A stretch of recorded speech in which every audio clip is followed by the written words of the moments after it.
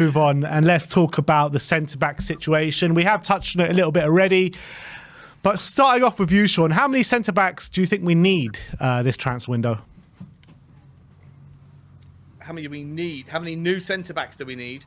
Yeah. I think we need bare minimum 2. In a dream world scenario, you go and get 3.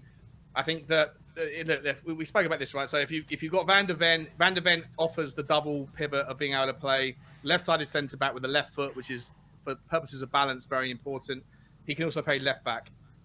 If you bring in Tapsoba, he can play left-sided centre-back with the right foot. He's a better player. He's more well-rounded. He does everything you really need, but he doesn't have the left foot. But you can also bring him in when Romero, I'm not sure if my internet's about to collapse. Let me know if you can't hear me anymore. But all good. With you can bring in, if Romero gets injured or he disappears or he's on suspension or whatever else, then you can put Tapsoba over there. Those two make massive sense to me, 100%. However, if you have to pick another one that's not one of those two, I'm a massive fan of Tosin Adarabioyo. I'm also a massive fan of Hiroki Ito from Stuttgart. I think this kid is super cheap. He won't cost a fortune.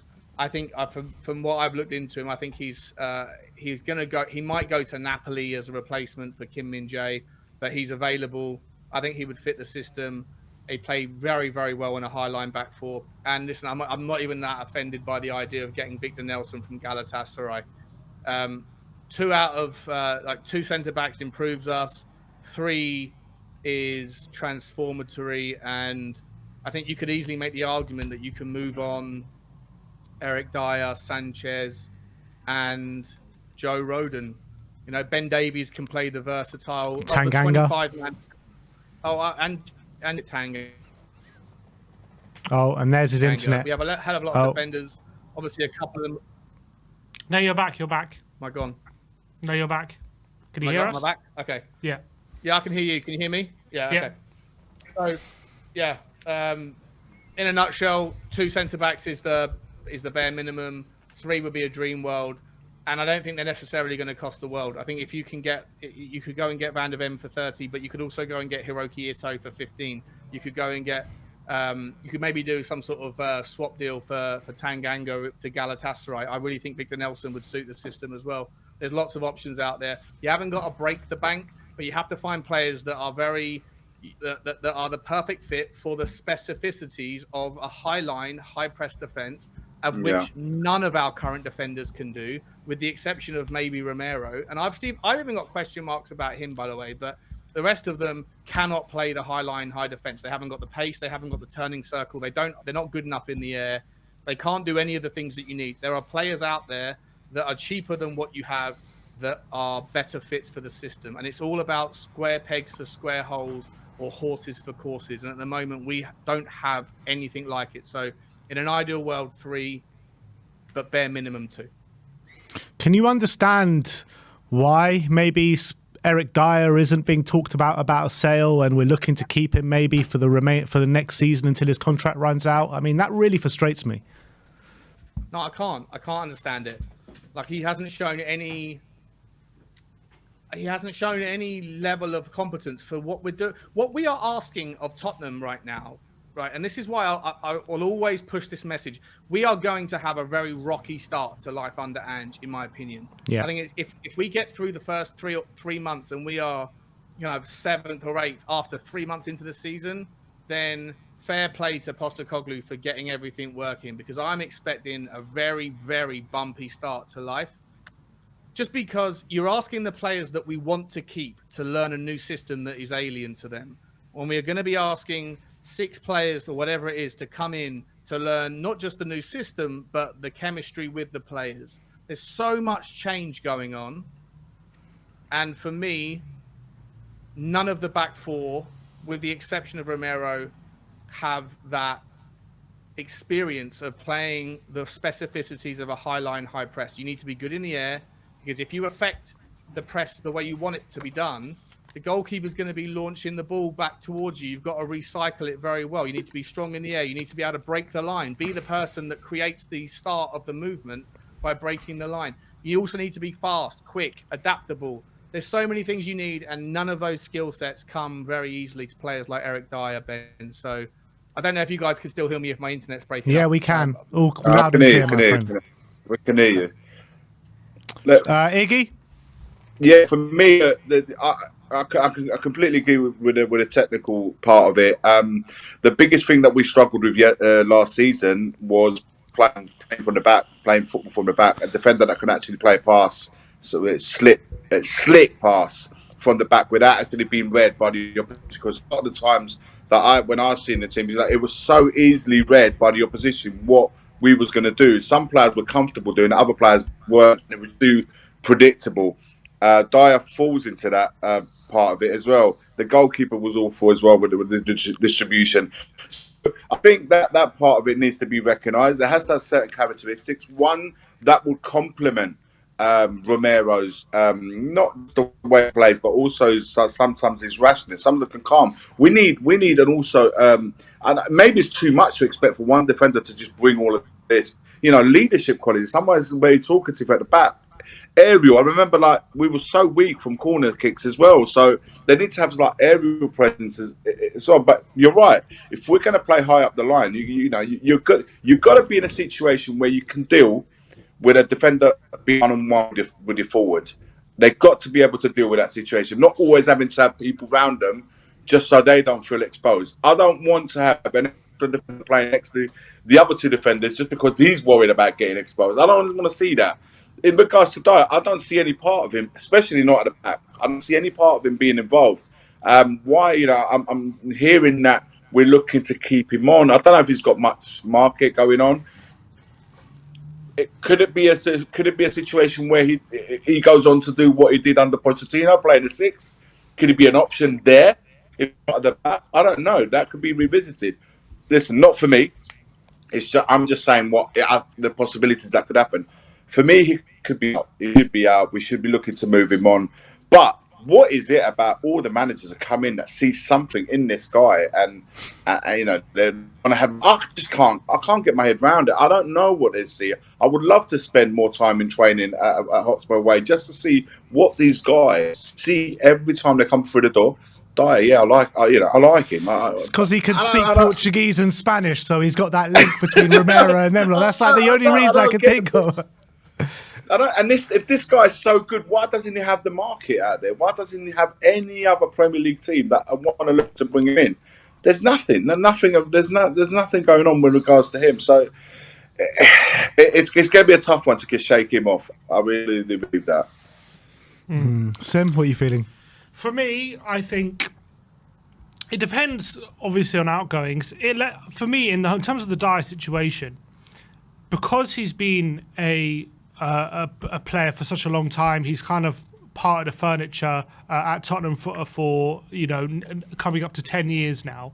I think you kind of have to respect that in a bit. But if you're going to say we're keeping Eric Dier's not leaving, he wants to stay. He believes he wants to fight for his place, and he doesn't want to leave. And he's been here for 9 years, so we're going to allow him to see out the last year of his contract. Fine, but then you have to sign two centre backs who are good enough to be challenging for the first team in that aspect. If you're going to allow Dier to leave, then okay, I'm all right with bringing in a Tosin or someone who's cheaper, and that's okay because you can have a backup in that aspect if Dier's going to leave. But if Dier's going to stay, which I'm not happy about, then I don't want to hear excuses about not being able to afford a Van de Ven or a Tapsoba, because you need to have two centre backs who are able to challenge for the first team and push each other and not see each other as one to back up one's first team. That shouldn't be how we're seeing it if there's three centre backs challenging each other. Because if Eric Dier is there, essentially we have one centre back who ain't fit for purpose. Essentially, that's the reality. You look at last season when we played a back three, we had Romero, Dier, Davis, Longley, Sanchez. So essentially, only one centre back who can play in the back in a back two that we're looking for this season. So the thought when you take that into consideration, the thought of us not needing more than two centre backs like that being fanciful is ridiculous, because when you've gone from 5 centre backs we had last season and only one of them is good enough to play in a back two, so obviously you're going to need to invest heavily in that aspect. Now, as I said, I understand if you want to keep Dier around, but then you have to invest heavily in at least 2 centre backs. You have to, otherwise we need 3, in my opinion, which includes one who's a bit cheaper. But we need to be spending. For me, we're not spending, but we need to be getting 2 centre-backs in who we believe can come in and be good enough to be in our first team and challenging each other. Not a long lay. I don't want that person to be one of the 2. Not even a Tosin. I don't want him to be one of the 2 if we're keeping Dier. I want someone like Guehi has to be one of them, or a Van de Ven, or a Tapsoba. Someone who we really believe can come in and command. Set the tone. I'm not saying Tosin is bad, but again, we're only interested in him because he's cheap. If he was a Tapsoba price, we wouldn't be interested, would we? And that tells me we're only looking at him because he's at a decent price point for us, and we believe he can do a job, but we don't really believe he's ever going to be a first team player for us. Do you know what, guys? It's just like what I was saying earlier. Guehi's only interesting because he's expensive. I think Guehi is so overrated; it's not even funny. I mean, look, that's fair enough, but I believe Guehi. 22 years of age, he's been consistent for Palace the last 2 seasons. He's had some England call-ups now as well. Like, I think we believe if we're signing Guehi, we're signing because we believe he could be our starting centre-back for a long time. We believe he's going to be a very good Premier League centre-back. I don't believe we signed Tosin for 50 million because we believe he could really be a starting centre-back for us on a consistent basis. That goes for every signing that we're making at the moment. That goes for the goalkeeper. That goes for Maddison. That goes for every single signing that we're made. That goes for Solomon. Would we be signing any of these guys if they were at a higher price point? No, we wouldn't. That's just where we're at. The thing is, guys, they need to take a long look at that. You got to get the balance right. You don't mind bringing one or two of those players that young, on the way up, and also given the age, it can there's a value there. Can be an instant value as a time. I don't mind that. But we've got to also, I was saying earlier on about the percentages. You want to have a situation of players coming in with the highest rate percentage of succeeding. You can't take too many of those gambles. And for me, like players like Tapsoba, who's played 45 games as Avianzo, he's got European experience. The percentages of him succeeding compared to someone else is going to be far greater. So that for me, that means that you have to spend a little bit more. Players like you just mentioned now, it's like, the Fulham player at the Dier, he can do it. It might do or it might not. Van de Ven is spoken about really well. We don't know the goalkeeper. We need to see. You see what I'm saying? There's too many of them all coming in together. If it goes well, it's brilliant. If it doesn't, then what is your backup plan? Resorting back to the players that you've already got, seen, tried, and tested. I want to see hungry players that really want to do well, that want to succeed, and the highest percentage possible of doing so. Because otherwise, then you really are in trouble if that doesn't happen. Because Postecoglou was so play these guys, but then how long would it take he has to look back and resort to go back into Dier and stuff like that? And to be honest with you, that does not fill me with any kind of confidence. But also, I want to be excited by somebody that I haven't seen or don't know too well, or somebody perhaps that you want to explore. To going back to the tried and tested over and over again over the years, for me that doesn't fill me with any kind of excitement, guys. I'll be level with you. If Tottenham go and sign Mickey Van de Ven, Tosin Adarabioyo, and Manuel Solomon, and we end up 12th next season, everyone will be saying Ange wasn't backed. But if Tottenham go and sign Mark Guehi and Tapsoba and whoever else, and we end up 12th next season, people will still say that Tottenham that Ange didn't get what he wanted, because there's always someone bigger, always someone more expensive. I would And to say be now, honest- if he got Guehi and Tabsoba for that, and he couldn't get us to improve that defence, then I'd have to ask questions of Well, what have you seen Postecoglou. from Mark Guehi? To me, this is obviously a subjective thing, but I think Mark Guehi is bang average. I think he is expensive because he's English and because he's young. If you are like me personally, I spent a lot of time having discussions with people about Mark Guehi. I feel like I know him. I feel like I remember watching him get out positioned, out bodied, bullied. I feel like I don't rate him at all. But because he comes with a £60 million price tag, there's an expectation on his head. If someone comes in at 20 million quid, who no one's really heard of, let's be honest, most Tottenham fans are not going to, if they're really honest, are not going to be too familiar with Mickey van der Ven. If Van der Ven comes in and smashes it, everyone's like, wow, we got the next Toby Alderweireld, we got the next whatever, right? But if he doesn't come, if he comes in and struggles, then it's going to be tight. It's going to be tagged as the cheap option. We should have gone for Guehi, but there's no guarantee that anything changes with Guehi either. Or I'll use that example. You can make the same argument for like any other player. Like, to me, it shouldn't matter what the price tag is. It should matter whether Ange Postecoglou has run his eye over the player and said, this is who I want, this is who I didn't. And the best example of that is with Vicario. I really wanted David Raya. I thought David Raya was the perfect fit. But the rumours that came out, or the story that came out after the fact, was that Ange Postecoglou said, no, I want Vicario. And if he wanted Vicario, and that's the reason we got him, not because Brentford wouldn't budge on a ridiculous asking price, if it's true, and we'll never really know, but if it's true that Ange wanted Vicario, then that should be enough, and we shouldn't be worrying about whether it's. I don't believe that was the situation at all with Vicario. I just think Brentford wouldn't budge on the 40 million price. We weren't going to pay 40 million, so we'll go to the next one down on the list and push the button on him for 17 million. I think it's as simple as that. On what basis are you saying that, Ben? That's my personal opinion. I don't have any evidence to back that up. That's just what I think has happened. Fair enough.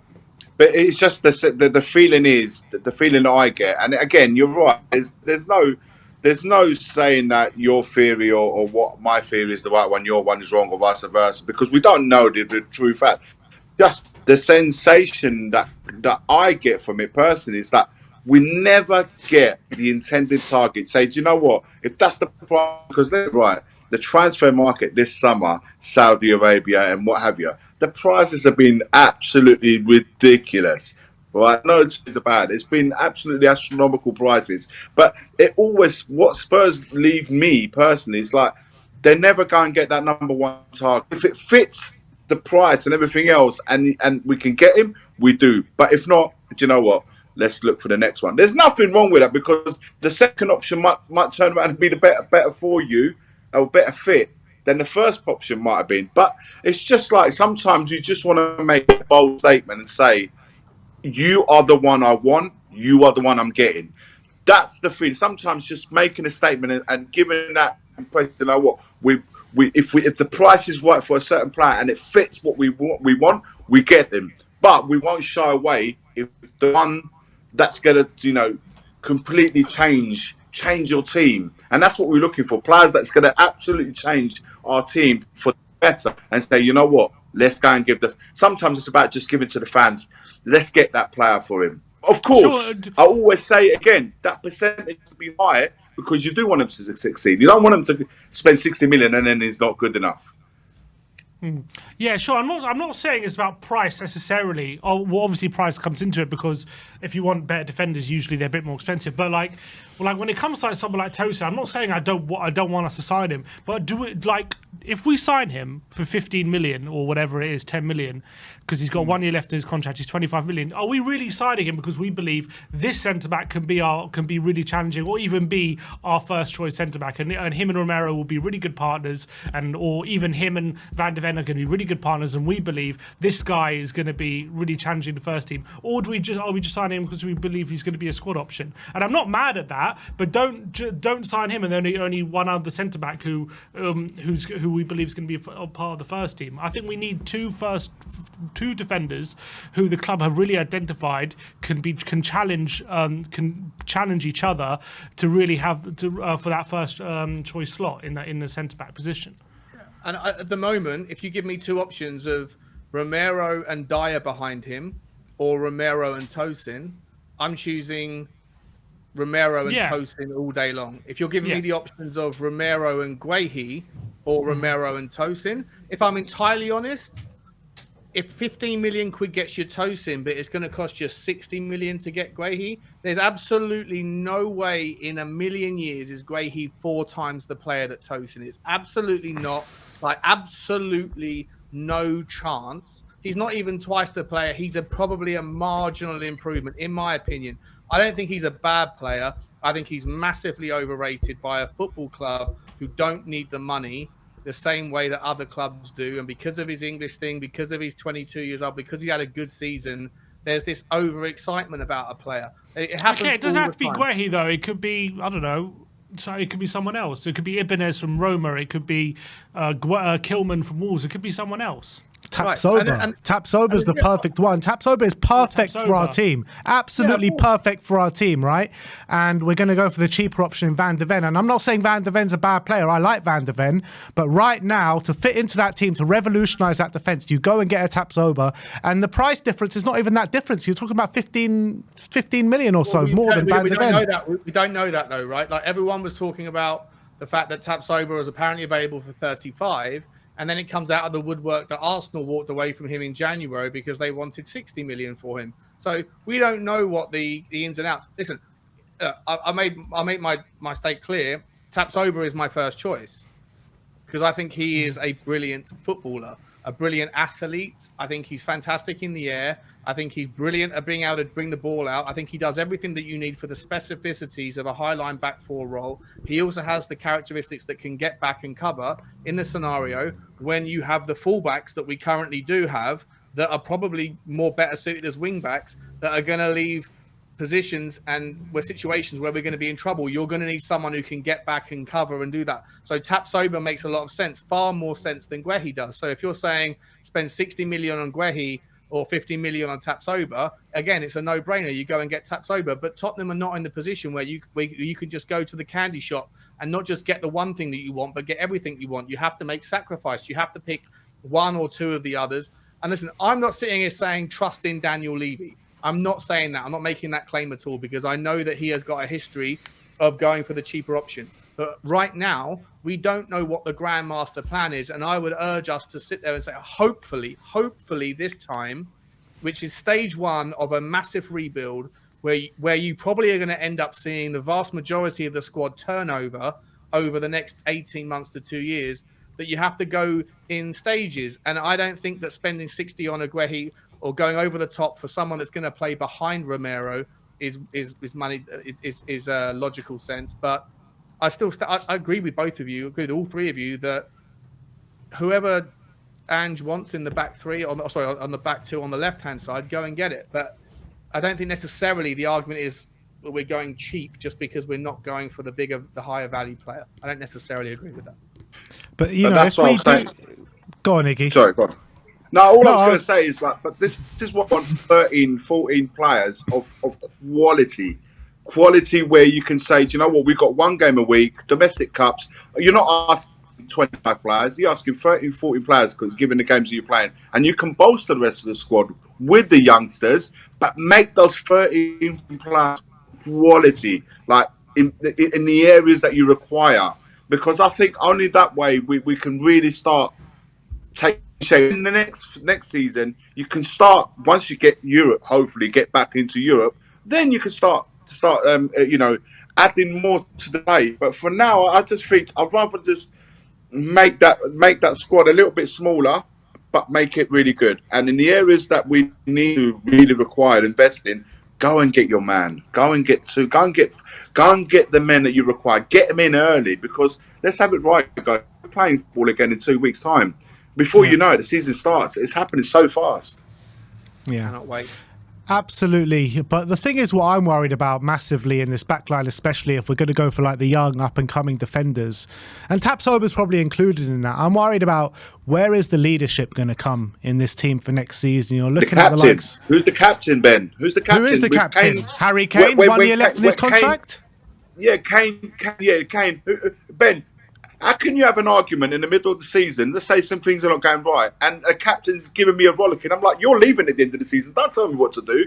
When you've got a situation like in the changing rooms, you've got to think of all scenarios. And you think, who's you telling me when you could be in the next few months? Shut up, mate. That's what I would say to him. And I'm like, you need to counter that. You need to start bringing in leaders in there. You know what? If we need to go to Celtic to get 1 or 2 players that Postecoglou relied on to, like, I don't know, is it McGregor that played in midfield? He relied on him. So you need to start looking at all those factors. And because if Højbjerg goes, which is what I'm told, people say he's the leader on the pitch. If he goes, then he's not going to. Who are you giving that armband to exactly? So we need to really start being serious about who we get in, the player we get in, and what he brings on, just not on a technical and tactical point of view, but also from a character. That's why I'm relying heavily on Postecoglou picking the character that we require for this team. Iggy, I 100% agree with what you're saying. 1,000,000% agree with what you're saying, right? It's a very difficult, delicate situation. But let me just counter that. Do you buy a player right now and let them come into a dressing room where they know nobody? No, that's dangerous. That's also dangerous. And give them the captain's armband. Listen, it happened 4 seasons ago. 4 at Milan. This very situation where that young Milan team was on there, up, but they weren't quite there. A lot of youngsters. Bonucci was bought from Juventus, was given an armband straight away, which was stripped off from Montolivo. That did not go down well. So, and amongst the players that are already there, that perhaps felt like being a captain, weren't giving it, and he was giving it. That was part of the deal. That was dangerous going. It didn't work out. It was disastrous. So you're right. What's the solution? I don't know what the solution is. We are a squad without a leader. I 100% agree with you that Harry Kane is, like, if it's true what we've seen today, that he's taking constant contact or whatever with Thomas Tuchel and he wants out. And listen, we'll find out what happens in that. It's a different conversation for a different day. But ultimately, he makes the logical sense as long as his head is in the game. If it's not, then he doesn't. Absent him, where do you go? Where do you go with the? You can only go 2 ways: Højbjerg or Son. But you're giving it to them. You could have Dier as captain. You don't want Dier in the squad. I don't. No, so what do? You give it to Sonny. Sonny doesn't talk. The only time I've ever seen Sonny you're doing it. I'll only be giving it to Sonny to avoid that scenario I've just mentioned about Bonucci. But you're absolutely right. But Postecoglou, I'm told, in the summer, this is what he did at Celtic. In that, when he joined, he looked to see who could relay the information he requires out there, and that's why McGregor got it. So. It's a big one. It's a big call, man. Look the way you look at it. What about Bentancur? I mean, I've seen a bit of leadership qualities. I know he's out for a while now, but what about him? Could he throw his name in the ring for a leadership role? Not bad shout. It's a good shout. He's one of the shortlist. He's on the shortlist. Does he speak English fluently, Ben? That I'm not sure. I've never spoken to him. Do you know what? When he joined, I had a very brief conversation with him, and his English went out. It got to the point where I asked something he didn't understand, and I ended up speaking to him in Italian. So his English last year, anyway, wasn't as great. Whether he's improved it tenfold in the last 12 months remains to be seen. But listen, if he'd been fit, was Pedro Porro? Is he a leader on the pitch? I kind of maybe Pedro Porro. You can't put him as captain. No way. No way. He's only just come in January. He's a kid as well. Like, nah. So it'd have to be Romero. Okay. So if not him, then who is it? If not him, if we're ruling out him on the basis of being young and the basis it can only be Son. Out of seniority, it can only be Son, guys. And I think because he's captain for his country already. I think that's a really weak choice of captain. Skip. It is something to think about, guys, because we're struggling to come up with someone. It just goes to show that that's definitely something that needs to be sorted out. But you know what, people, it may be a case of keeping it with Kane. Why wouldn't you? But listen, I don't question that. Even if Kane were to stay, wouldn't take his job seriously. I know it's like we all know how professional he is, but I'm just thinking if we predict that, like you said earlier, having 4 months where we go a bit, it could be a little bit.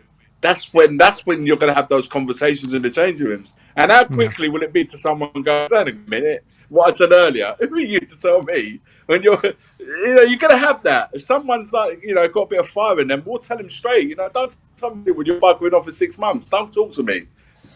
Yeah, I mean, everyone in the chat's leaning towards Christian Romero. I mean, how would you feel about Cuti Romero as captain? He's not. He doesn't act like a captain. He acts like a lunatic. But if you give him more responsibility, could he rise up to that challenge? It could go one way or the other, isn't he? There's a chicken and the egg. You don't give someone responsibility in the hope that they're going to lean into it. You give them responsibility after they've lent into it. It's a chicken and the egg. Yeah. I agree. I think Romero's the guy. I'm not mad at the Sonny call. I think that everyone loves him. I think he would, with the captain's armband, maybe he would act a bit differently. Maybe he would start to command a bit more respect. He's captain for his country. He's been at the club for a while. He's not the strongest character, but maybe that would change if he gets the armband. Maybe he would change his character a bit. Who knows? I think that's probably the best choice.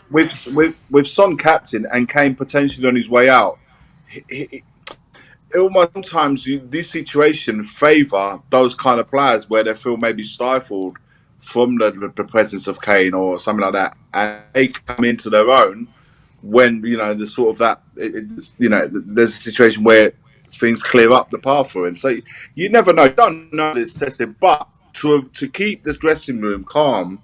To keep the dressing room as one and not risk that it could tip over, that would probably the one I would look towards. Is he the right one? I agree with you. It doesn't send me like captain vibes on the pitch, certainly with his character, but it could be the safer option. But Postecoglou, like I said, he picks his man during the summer. He would identify which character, and he looked to give the impression that he won't have a problem giving it to a new player if he feels he's the right man for the job.